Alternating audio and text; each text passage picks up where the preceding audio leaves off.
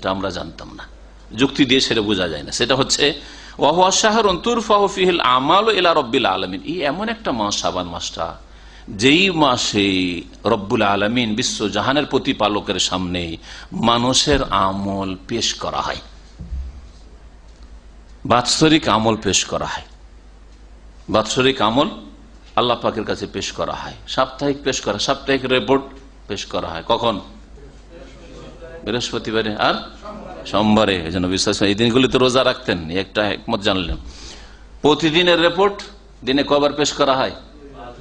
2 বার পেশ করা হয়, আসরের নামাজে, ফজরের নামাজে, বাৎসরিক রিপোর্ট।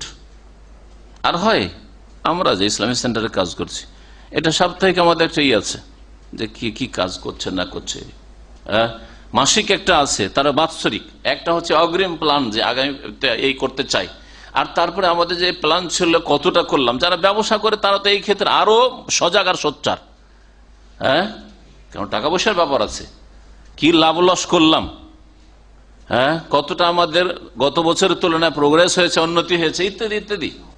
এই মাসটাই কি হয়, রব্বুল আলমিনের সামনে আমল উঠিয়ে নিয়ে যাওয়া হয়, তাহলে আমল পেশ করা হয়, রিপোর্ট।